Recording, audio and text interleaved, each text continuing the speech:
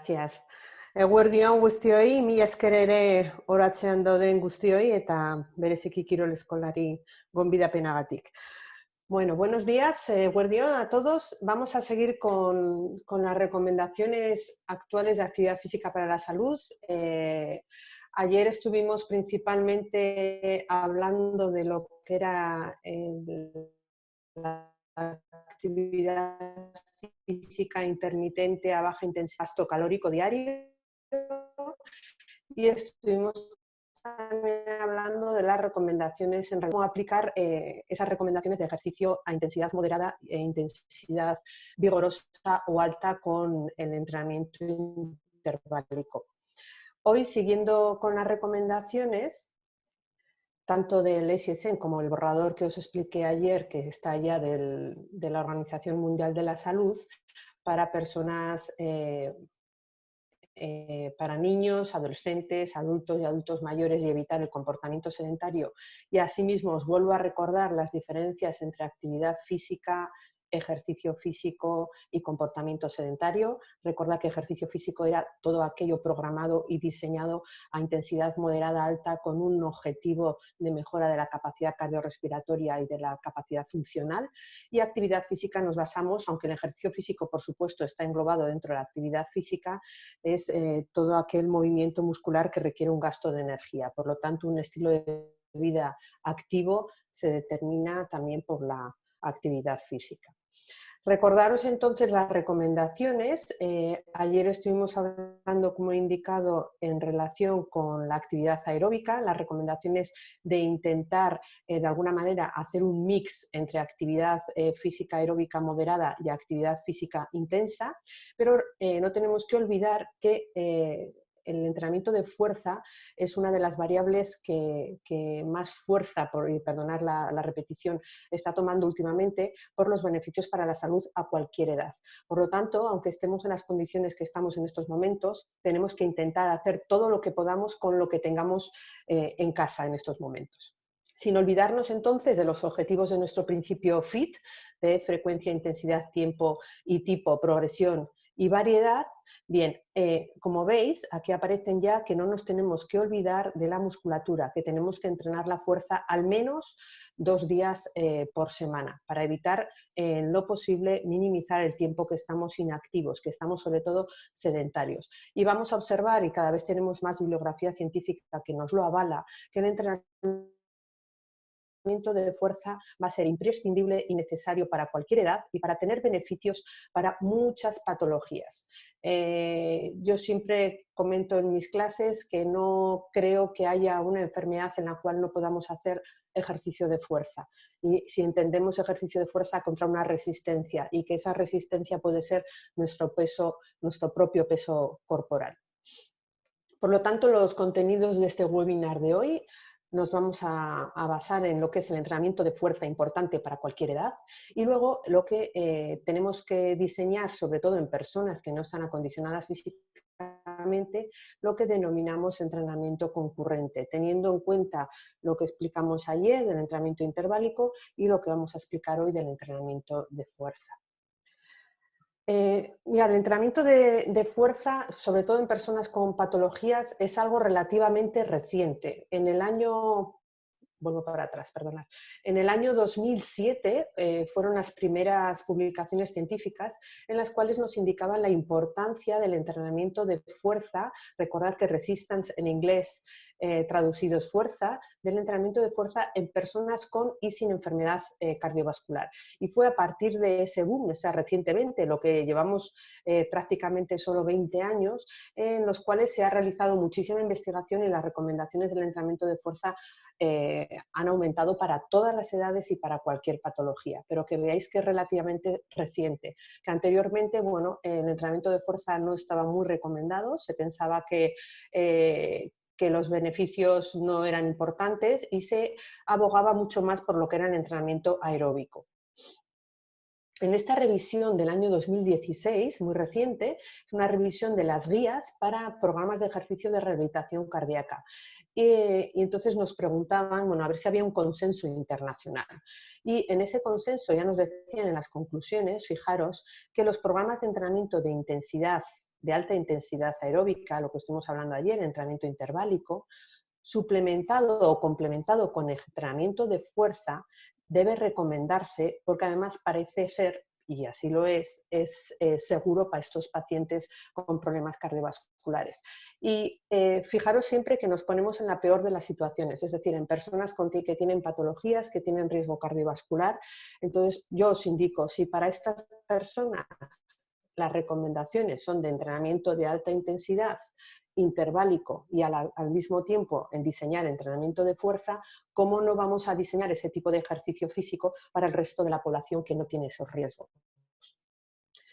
Por lo tanto, luego vamos a hablar de lo que es el ejercicio físico concurrente, entonces HIIT o LEAD, como explicamos ayer, más entrenamiento de fuerza. Son las recomendaciones en personas con patologías y para muchas de las patologías. Uno de los beneficios del entrenamiento de fuerza, así como del entrenamiento aeróbico, es de alguna manera, y siempre me habéis oído hablar, los que me habéis escuchado otras veces, estimular el consumo de glucosa a través de la contracción muscular. Recordad que cada vez que realizamos contracción muscular, ayer estuvimos hablando que se secretaban unas mioquinas, unas hormonas, pero también lo que hacemos es, de alguna manera, estimular a los transportadores de la glucosa a que se movilicen hacia la membrana celular para facilitar la entrada de glucosa. Hoy en día la resistencia a la insulina es uno de los mayores problemas y lo podemos de alguna manera contrarrestar con el ejercicio físico. Es decir, vamos a estimular a través del ejercicio físico para que esos transportadores que cada vez hay más evidencia en relación de que no solamente está el GLUT4, sino que hay otros transportadores de glucosa muy específicos según la célula en la que se determinan. A través de esa contracción muscular facilitamos la entrada de la glucosa con esos transportadores y no necesitamos tanta insulina. Y eso es algo muy, muy importante a través del ejercicio físico. Os iré poniendo diferentes imágenes y vídeos de pacientes que han trabajado con nosotros y porque entrenamos fuerza desde el primer día también. ¿Cuáles serían algunos de los beneficios del entrenamiento de fuerza que ya nos indicaron desde ese año 2007 y que no son solamente como podríamos esperar en lo que es la composición corporal? Es decir, ya sabemos que a través del entrenamiento de fuerza vamos de alguna manera a estimular lo que es la plasticidad muscular, consiguiendo un incremento de masa muscular, pero tampoco es cierto así para todas las edades. Pero el entrenamiento de fuerza va a ser un coayudante del entrenamiento aeróbico.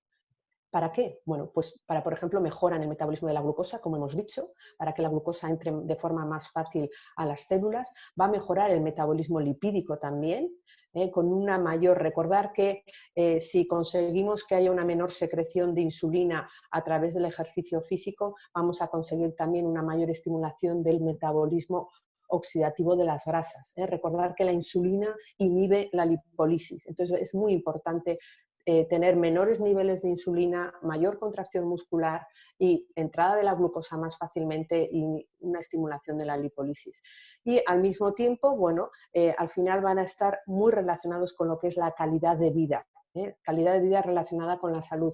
Las personas se van a encontrar mucho más independientes, nos va a ayudar a descender los valores de fragilidad y eso al final va a mejorar la calidad de vida. Entonces, por lo tanto, no solamente la composición muscular, sino que el entrenamiento de fuerza junto con el entrenamiento aeróbico nos va a ayudar también al resto de las variables que nos van a determinar la salud de una persona. Y aquí entramos en conceptos muy relacionados con la fuerza, que seguramente los conoceréis. Bueno, a medida que nos vamos haciendo mayores, que cumplimos años, si no tenemos un control dietético y un control del ejercicio físico con un estilo de vida saludable controlando ambos aspectos, como hablamos ayer, alimentación y ejercicio físico, las personas empiezan a incrementar el porcentaje graso, aparece la fragilidad con los años. Os recuerdo que la fragilidad es la pérdida funcional, una alteración de la movilidad y del equilibrio, debilidad muscular, polifarmacia, edad avanzada y sobre todo está muy relacionado con la pérdida de funcionalidad y una posible, por ejemplo, caída, ¿no? Luego tenemos la sarcopenia. Tenemos dos conceptos diferentes que a veces se confunden. Sarcopenia, que va a ser la pérdida de masa muscular, y dinapenia, que va a ser la pérdida de fuerza muscular. No es lo mismo, ¿eh? Hay personas que hablan de sarcopenia como pérdida de fuerza muscular y no es así. Sarcopenia, pérdida de masa muscular; dinapenia, pérdida de fuerza muscular. Aquí tenemos dos imágenes. Una imagen, bueno, esto sería el fémur. Lo que está alrededor es masa magra, masa muscular, y lo que está por fuera sería grasa subcutánea. Veis que a medida que vamos haciéndonos mayores y no realizamos entrenamiento de fuerza, la pérdida de masa muscular se hace notable y hay un aumento de la masa grasa. Esto, bueno, es lo que nos puede llevar a la dinapenia, pero en este sentido cada vez se presentan más publicaciones en las cuales nos explican muy bien la diferencia entre sarcopenia y dinapenia.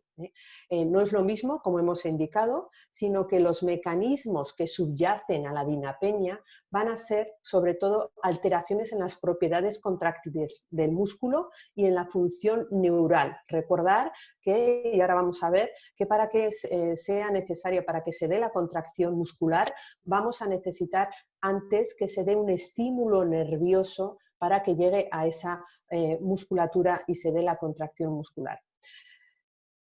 Se han publicado cuáles serían las características o variables o alteraciones que son inducidas tanto por la inactividad como por la edad en esa pérdida de masa muscular. Entonces, hay una menor excitabilidad córtico-espinal. Os recuerdo que el córtex, la corteza cerebral, a partir de ahí se recibe, sale la información necesaria para que vaya a la médula espinal, y desde la médula espinal, a través de las motoneuronas, vamos a llevar la información al músculo esquelético. Por lo tanto, hay una menor excitabilidad, una menor descarga de información que llega a la motoneurona y una conducción nerviosa desde el nervio al músculo también deficiente. Además, en las personas que no realizan ejercicio físico y son más mayores, lo que es la arquitectura, lo que es el entramado muscular, también está deficitario. Es decir, en estas personas va a haber problemas, bueno, podríamos decir, por ejemplo, que el ángulo de penación es inferior, es deficitario, y también tenemos déficit a nivel de lo que es la relación de la contracción muscular en los sarcómeros, entre lo que es la miosina y la actina. Todo ello además se une con menor cantidad de músculo, grasa a nivel de lo que son los miocitos, las células musculares, y como hemos dicho, los mecanismos de acoplamiento entre la excitación y la contracción de esos sarcómeros están deficitarios. Por lo tanto, todo ello va a influir para que se dé una menor capacidad de creación de fuerza. En esta lectura, que es muy interesante, habla sobre la dinapenia y la sarcopenia en las mujeres a partir de la menopausia y cómo afecta esa disfunción del sistema nervioso central para tener una menor capacidad de respuesta muscular, lo cual nos va a conllevar a una menor capacidad de fuerza por una menor capacidad contráctil que resulta en esa falta de fuerza muscular, que va a limitar la capacidad funcional y, como no, la pérdida de masa muscular. Por lo tanto, si no entrenamos fuerza, todo esto, toda esta disfunción nerviosa y músculo nos va a conllevar a la dinapenia, y esa dinapenia es la que va a conllevar luego posteriormente a la pérdida de masa muscular. Recordar que tenemos diferentes tipos de células musculares, de fibras musculares. Tenemos fibras musculares de forma sencilla, aunque se podría presentar de una forma más compleja, pero bueno, de forma sencilla vamos a decir que tenemos fibras musculares tipo 1 y fibras musculares tipo 2, unas que son más lentas y otras que son más rápidas, que necesitamos la motoneurona, es decir, aquello que nos lleva la información desde el córtex cerebral hasta la fibra muscular para que se dé la contracción muscular, y que si no reciben esas fibras musculares ese estímulo nervioso, no van a poder contraerse. A medida que vamos cumpliendo años y que no entrenamos fuerza, podemos observar que cada vez hay menos fibras musculares de contracción más rápidas que están reclutadas y que están estimuladas. Y por ello se va a dar esa sarcopenia. Es decir, la atrofia muscular se da principalmente porque no estimulamos las fibras de contracción rápida. Va a ser necesario que a medida que vamos cumpliendo años no dejemos de entrenar la fuerza y, como vamos a ver, no perdamos la velocidad en el entrenamiento de fuerza para que continuemos reclutando y estimulando esas fibras musculares más rápidas. Este trabajo está realizado con personas con Parkinson. Una vez que no entrenamos, se da la dinapenia y entonces, ¿qué es lo que se presenta? Bueno, pues ya veis aquí una persona con 25 años y otra con 70 años. Las diferencias en la pérdida de masa muscular son enormes año a año y, en cambio, por contra, la ganancia de masa grasa. Entonces es necesario que entrenemos fuerza en todas las edades para que no se dé esa falta de fuerza muscular.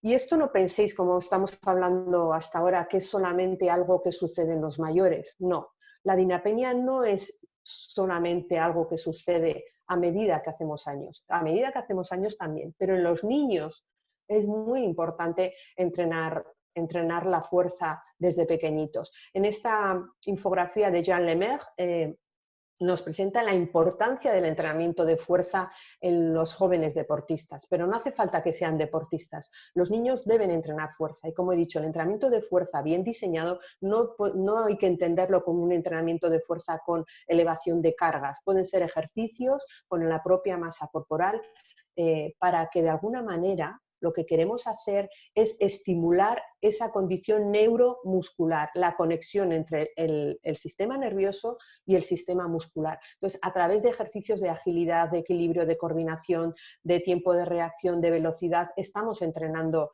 esa fuerza. Los programas de entrenamiento de fuerza, como he dicho, deben ser dirigidos y diseñados de forma profesional y de esta manera podemos evitar esa falta de fuerza en los niños, en los más pequeños. Además, la evidencia científica nos dice que gracias al entrenamiento de fuerza también podemos de alguna manera influir en la remodelación ósea también. Entonces vamos a incluir no solamente el entrenamiento de fuerza tiene mejoras a nivel del músculo esquelético, sino que tiene una asociación directa también con la salud ósea de esos niños y en su crecimiento. Importante, por lo tanto, el entrenamiento de fuerza a todas las edades. Si nos centramos en la relación que podría tener el entrenamiento de fuerza con, por ejemplo, la obesidad visceral, os recuerdo que la obesidad abdominal, esa obesidad que se centra en la zona central de nuestro cuerpo porque está muy relacionada con la grasa que está dentro de las vísceras, que tiene una característica muy inflamatoria y que va a ser lo perjudicial para nuestra salud, podríamos pensar que el entrenamiento de fuerza no realiza su acción, ¿vale? Sabiendo el riesgo que tiene para la enfermedad cardiovascular y metabólica, está claro que las recomendaciones de ejercicio físico están más basadas en esa resistencia aeróbica del entrenamiento aeróbico, porque es cierto que a través de un entrenamiento aeróbico conseguimos un mayor gasto calórico que solamente con un entrenamiento de fuerza. Pero en función de cómo diseñemos ese entrenamiento de fuerza junto con el entrenamiento aeróbico, como vamos a ver luego, sí que podemos conseguir ese mayor gasto calórico que al final nos va a ayudar a cambiar esa distribución de la grasa. Es decir, lo que nos interesa es incrementar la masa muscular, descender la masa grasa para tener un mejor control metabólico. ¿Qué es un mejor control metabólico? Bueno, ayer estuvimos hablando del gasto calórico de reposo. Bien, las calorías que nosotros necesitamos para vivir sin realizar actividad física serán superiores cuanto mayor masa muscular tengamos. Es decir, dos personas, la que tiene más masa muscular va a tener un mayor gasto calórico de reposo. Recordar que el tejido muscular es un tejido vivo que gasta calorías incluso cuando estamos en reposo. Y en cambio el tejido graso no. El entrenamiento de fuerza, como vamos a observar, nos va a ayudar a incrementar la masa muscular y la fuerza muscular. Desciende de alguna manera, por lo tanto, lo que hemos denominado sarcopenia. ¿A través de qué? Bueno, dos ámbitos. Por un lado, desciende la grasa visceral, que es un proceso muy inflamatorio, y por otro lado, como hemos indicado, aumenta la salud ósea.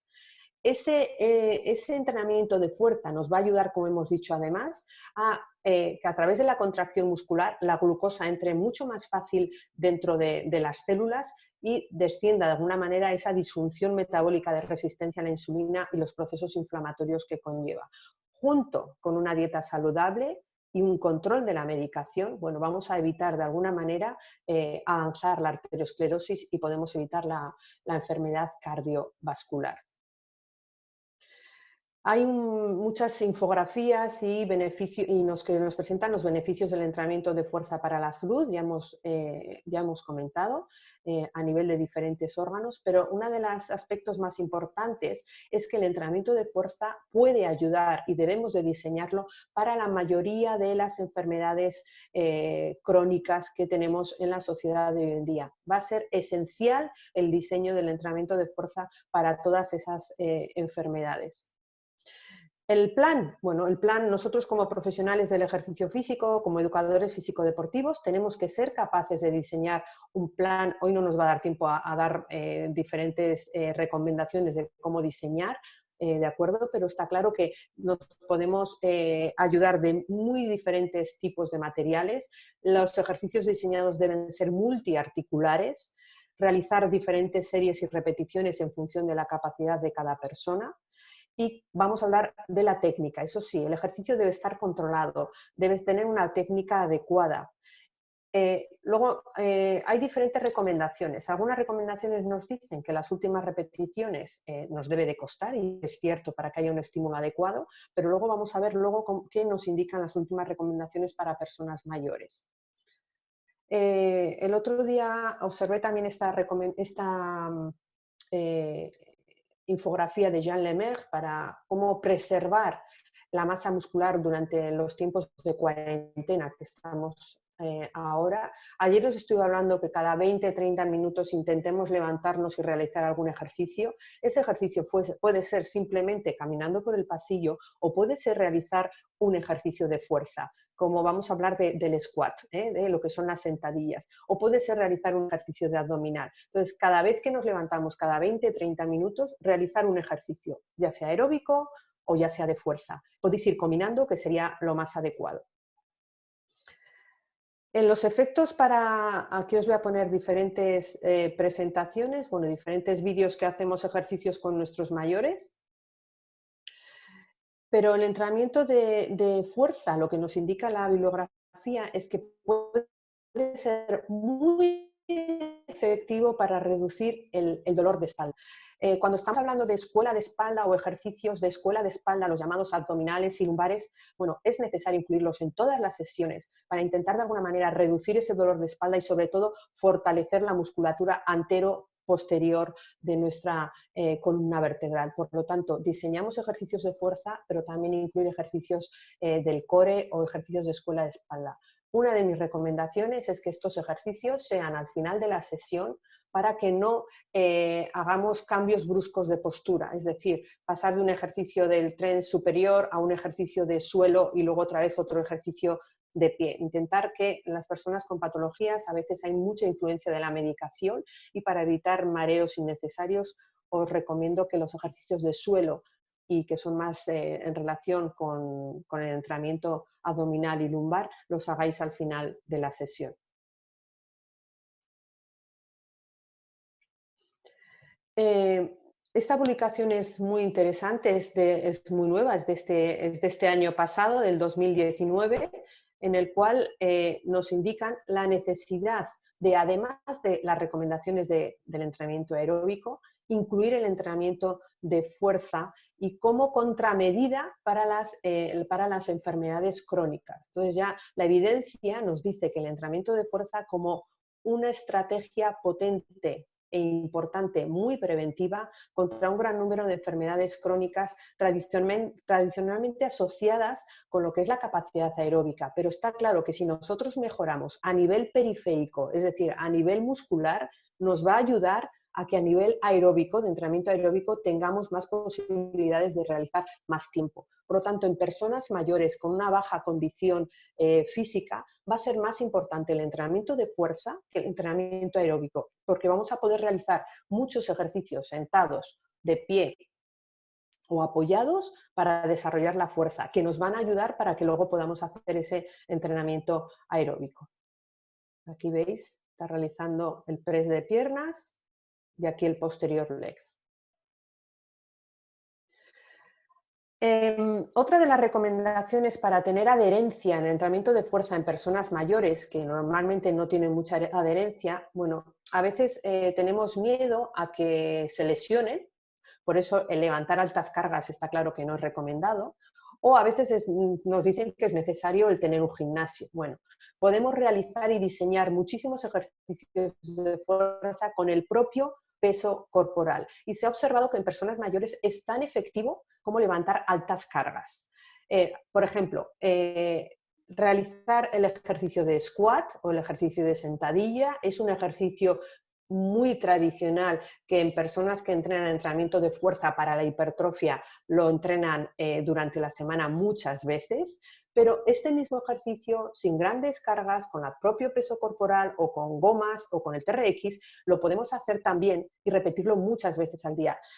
Os animo a que incluyáis el ejercicio de squat o sentadilla en todos vuestros diseños. Daros cuenta que nos sentamos en una silla, nos sentamos en el sofá, nos sentamos cuando vamos al baño. Si una persona no es capaz de realizar por sí sola ese tipo de movimiento, va a perder mucha funcionalidad. Por lo tanto, el ejercicio de squat o el ejercicio de sentadilla es algo que debéis de incluir en vuestros diseños en personas mayores. Al principio igual lo tienen que hacer con ayuda o lo tienen que hacer agarrándose de la silla, pero a medida que vayan mejorando, bueno, pues pueden realizarlo pues como se ve en esta mujer, sin apoyo de manos. Entonces, poco a poco ir avanzando en ese diseño.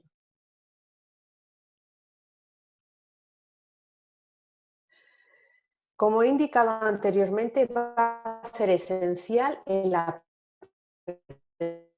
aprendizaje. Una de las primeras etapas en el diseño del entrenamiento y vivencia cómo hay que hacer el ejercicio físico. Y ahí está nuestro trabajo. Es decir, estos días a través de las redes sociales se presentan muchísimos ejercicios, pero si la población no sabe cómo hay que hacerlos, al final hay mayor riesgo de lesión. Es importante que nosotros como profesionales enseñemos la técnica correcta de ese ejercicio. Es decir, somos educadores, debemos educar a cómo se hace ese ejercicio, tanto la técnica como la respiración. Una vez que hemos pasado esa primera fase, que se va a hacer con cargas muy pequeñitas, porque lo que nos interesa es el aprendizaje de la técnica, ya pasamos a la segunda fase, que es el entrenamiento de fuerza, resistencia, metiendo más cargas. Y a medida que vayan, esa fase de aprendizaje se ha superado, es importante que ese movimiento lo empiecen a realizar con mayor velocidad. De esta forma conseguimos lo que se denomina una coordinación intra e intermuscular que nos va a ayudar a toda esa dinapenia que se ha observado anteriormente, es decir, esa falta de fuerza muscular, conseguir que esa primera fase de estimulación seguramente no vamos a conseguir como queremos ganar masa muscular, pero sí conseguimos mejorar esa dinapenia. Es decir, es más importante a las personas mayores esa ganancia de fuerza que la ganancia de masa muscular, porque eso en personas mayores nos va a costar o va a ser prácticamente imposible. Entonces, lo que queremos es ganar esa dinapenia, mejorar la fuerza muscular. Y luego ya una tercera fase ya sería incrementar todavía aún más lo que es la resistencia y bajaremos, por lo tanto, también las repeticiones. Entonces, aquí es muy importante en esta segunda fase aprender a realizar el movimiento bien y hacerlo con velocidad para que haya una mayor estimulación neuromuscular. Os recomiendo esta lectura, es muy interesante porque nos da las bases de lo que sería el entrenamiento de fuerza en personas mayores. Y bueno, como he dicho, muy importante la técnica y la seguridad, que el ejercicio sea individualizado en función de los otros problemas osteoarticulares que podamos tener o que pueda tener esa persona. Va a ser muy importante, bueno, ir evolucionando y progresando a 2, 3 series con 1 o 2 ejercicios por los principales grupos musculares. Vais a iniciar una serie y luego vamos a ir incrementando, acordaros, progresión y variedad. Y luego en personas mayores nos están diciendo que no es necesario realizar repeticiones hasta el fallo. En personas más jóvenes puede ser necesario, porque además queremos igual conseguir hipertrofia, pero en personas más mayores no es necesario esas repeticiones hasta el fallo, y mínimo 2 días por semana y de forma no consecutiva, para que las adaptaciones se puedan observar mejor. Y hemos indicado la importancia de la velocidad para incrementar ese estímulo nervio-músculo, neuromuscular. Entonces, una vez que han aprendido el ejercicio, ejercicios de potencia a alta velocidad en la fase concéntrica, ¿eh? Y no va a ser, no se puede, si queremos hacer velocidad no podemos poner mucha resistencia. Entonces, cuando queramos hacer un entrenamiento de velocidad con fuerza, la resistencia va a ser de moderada intensidad, y cuando queramos realizar un entrenamiento más intenso en relación con la carga, bueno, pues va a ser más lento y habrá otras adaptaciones. Por lo tanto, en el diseño del ejercicio de fuerza tenemos que dar tiempo a esas adaptaciones musculoesqueléticas, de alguna manera evitar el dolor muscular. No es agradable para las personas el tema de tener agujetas, por lo tanto es mejor ir despacio, mínimo 2 días por semana, y en relación con la intensidad, bueno, iremos de menos a más, pero yo os recomiendo alternar métodos, es decir, los días que hagamos con menos intensidad meter más velocidad, y los días que queramos meter más carga, bueno, pues vamos a meter menos velocidad y menos repeticiones. Para determinar la carga hay diferentes modos. El realizar una repetición máxima es complicado, sobre todo a medida que vamos haciendo años. La evolución va a ser aumentar el número de repeticiones y luego la carga, pero otra de lo que se ha determinado últimamente y se está realizando mucho es la velocidad de ejecución como una referencia del control y la valoración del entrenamiento de fuerza. Lo ideal sería tener un encoder y realizarlo, pero la mayoría de las veces no vas a tener, ni tampoco va a ser muy práctico cuando estamos entrenando con más de una persona a la vez. Por lo tanto, esta publicación nos dice el comando o la frase que le digamos a la persona: realízalo lo más rápido posible cuando está realizando la fase concéntrica. Entonces, simplemente se ha observado que con darle esa indicación, intenta hacerlo lo más rápido posible, es una solución simple para que sea aplicado ese valor de la velocidad cuando estamos entrenando fuerza. Recordar, primero técnica y después velocidad. El entrenamiento interválico de fuerza también se ha aplicado en el diseño, y por eso vamos a pasar a lo que sería el entrenamiento concurrente. Ya veo que me estoy alargando, pero bueno, si no hay problema, yo no tengo problema. El entrenamiento concurrente va a ser la aplicación de lo que estuvimos hablando ayer, el entrenamiento aeróbico y el entrenamiento de fuerza. Sobre todo porque la mayoría de la población no va a poder realizar entrenamiento aeróbico mucho tiempo, y además el realizar en una misma sesión entrenamiento aeróbico mucho tiempo, de mucho volumen, nos va a quitar tiempo para realizar entrenamiento de fuerza. Y como hemos dicho, es esencial incluir entrenamiento de fuerza en todas las sesiones. En ese sentido, aparece el concepto del entrenamiento concurrente, es decir, en una única sesión la persona realiza tanto entrenamiento aeróbico como entrenamiento de fuerza. Y bueno, alguno de vosotros podría, igual que esté más familiarizado con entrenamientos en personas deportistas, nos puede decir que la especificidad es uno de los principios centrales del entrenamiento para promocionar adaptaciones. Es decir, que si entrenamos entrenamiento aeróbico, esas adaptaciones van a ir por un lado, y que si entrenamos entrenamiento de fuerza, esas adaptaciones van a ir por otro lado, y que podría haber interferencias.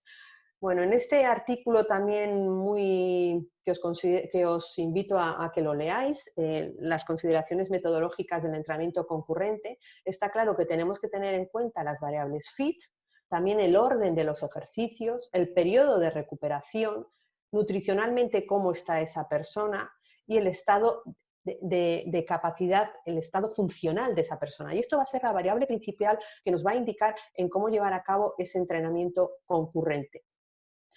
Se ha indicado que en las personas no entrenadas, el entrenamiento concurrente promociona unas adaptaciones que no son específicas al modo del ejercicio. Y en cambio, a medida que esa persona tiene una mayor capacidad funcional, es cuando podrían presentarse desadaptaciones. Ahora vamos a ver, en lugar de desadaptaciones, que puede interferir un entrenamiento con el otro. Por lo tanto, tenemos que tener en cuenta esa interferencia según qué tipo de persona y según qué tipo de objetivo queramos. Por otro lado, está el orden dentro de la sesión. Sí que hay que tener en cuenta la elección del ejercicio, que puede ser una consideración importante en esas adaptaciones. Pero vuelvo a indicar, es diferente una persona no entrenada de una persona entrenada. También podríamos hablar del aspecto nutricional. Comenzar la fase del ejercicio con una disponibilidad baja de carbohidratos, bueno, sabemos que incrementa y estimula algunas respuestas mitocondriales y metabólicas.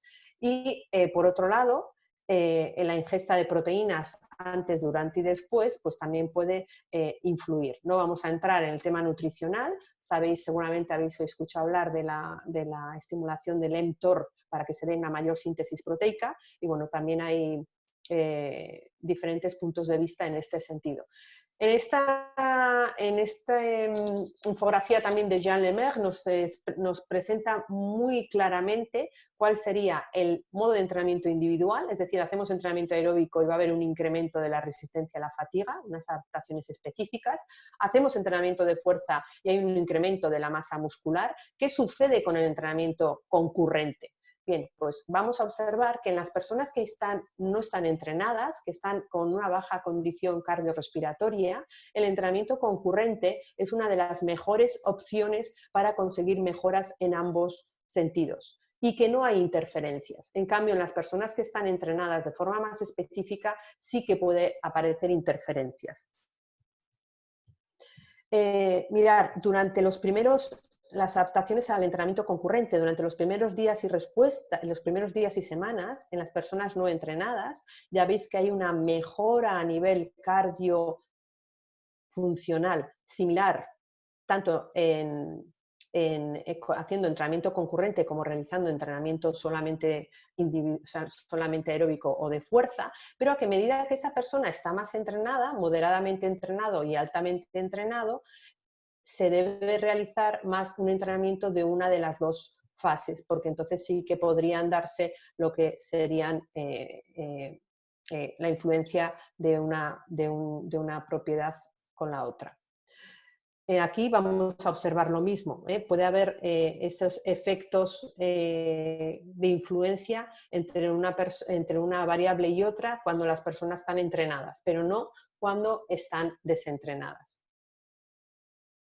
Para ir finalizando con esto, una vez que hemos conseguido ese nivel inicial de entrenamiento, tenemos que tener en cuenta lo siguiente si realizamos entrenamiento concurrente.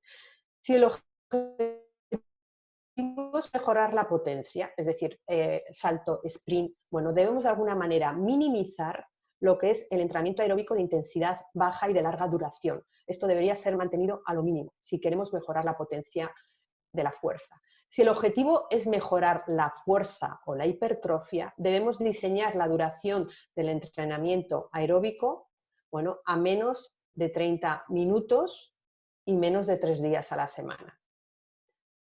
Si nuestro objetivo es perder masa grasa, entonces sí que se recomienda, se debería diseñar ese entrenamiento concurrente. Por eso es tan fantástico el entrenamiento concurrente para la salud, en personas que no buscan un objetivo de rendimiento. Entonces hay que animar a realizar entrenamiento concurrente porque hay una mayor pérdida de grasa corporal realizando entrenamiento aeróbico y entrenamiento de fuerza. Y si el objetivo es mejorar la capacidad aeróbica, también se recomienda el entrenamiento concurrente, porque bueno, se ha observado que no hay interferencia con las ganancias en la capacidad aeróbica realizando entrenamiento de fuerza.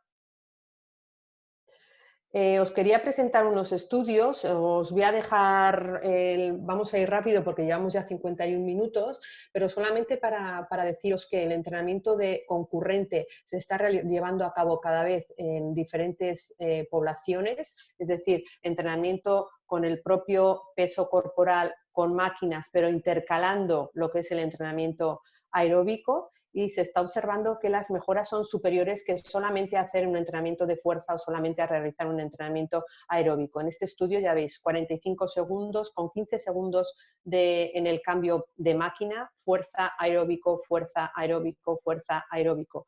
No hace falta realizar sesiones muy largas y se ha observado que el gasto calórico es superior haciendo entrenamiento concurrente y que las ganancias tanto aeróbicamente como de fuerza son importantes en personas que no están entrenadas.